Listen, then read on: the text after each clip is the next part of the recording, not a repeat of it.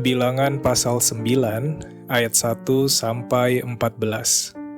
Ketetapan-ketetapan mengenai perayaan Paskah. Tuhan berfirman kepada Musa di padang gurun Sinai pada bulan yang pertama, tahun yang kedua sesudah mereka keluar dari tanah Mesir. Orang Israel harus merayakan Paskah pada waktunya. Pada hari yang ke-14 bulan ini, pada waktu senja, haruslah kamu merayakannya pada waktu yang ditetapkan. Menurut segala ketetapan dan peraturannya, haruslah kamu merayakannya. Lalu Musa menyuruh orang Israel merayakan Paskah. Maka mereka merayakan Paskah pada bulan yang pertama, pada hari yang ke-14 bulan itu, pada waktu senja, di padang gurun Sinai, tepat seperti yang diperintahkan Tuhan kepada Musa. Demikianlah dilakukan orang Israel. Tetapi ada beberapa orang yang najis oleh karena mayat, sehingga tidak dapat merayakan Paskah pada hari itu. Mereka datang menghadap Musa dan Harun pada hari itu juga. Lalu berkata kepadanya, "Sungguh pun kami najis oleh karena mayat.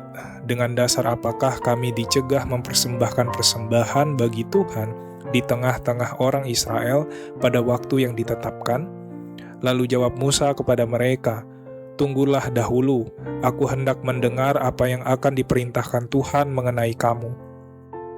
Lalu berfirmanlah Tuhan kepada Musa, "Katakanlah kepada orang Israel, apabila salah seorang di antara kamu atau keturunanmu najis oleh karena mayat, atau berada dalam perjalanan jauh, maka ia harus juga merayakan Paskah bagi Tuhan.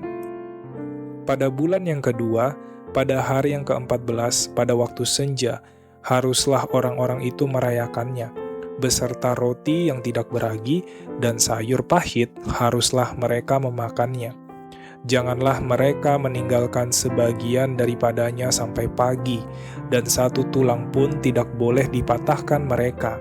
Menurut segala ketetapan Paskah haruslah mereka merayakannya.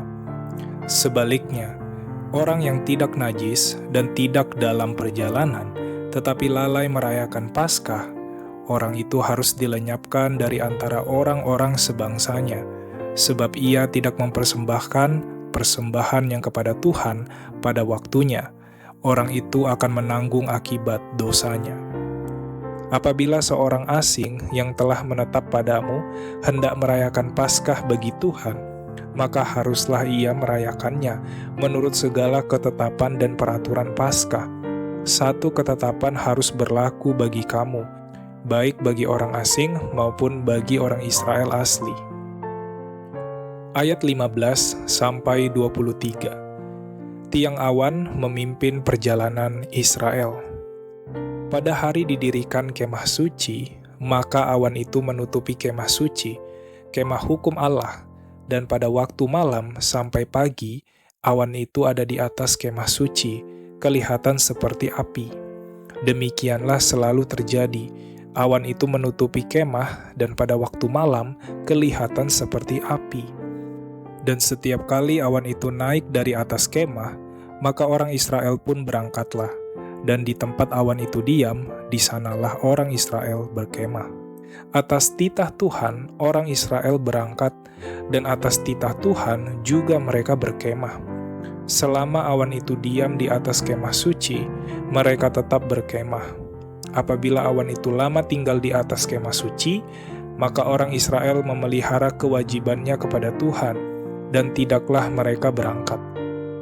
Ada kalanya awan itu hanya tinggal beberapa hari di atas kemah suci, maka atas titah Tuhan mereka berkemah, dan atas titah Tuhan juga mereka berangkat. Ada kalanya awan itu tinggal dari petang sampai pagi. Ketika awan itu naik pada waktu pagi, mereka pun berangkatlah, baik pada waktu siang, baik pada waktu malam. Apabila awan itu naik, mereka pun berangkatlah. Berapa lama pun juga awan itu diam di atas kemah suci, baik 2 hari, baik sebulan, atau lebih lama, maka orang Israel tetap berkemah dan tidak berangkat. Tetapi apabila awan itu naik, barulah mereka berangkat. Atas titah Tuhan mereka berkemah, dan atas titah Tuhan juga mereka berangkat. Mereka memelihara kewajibannya kepada Tuhan menurut titah Tuhan dengan perantaraan Musa.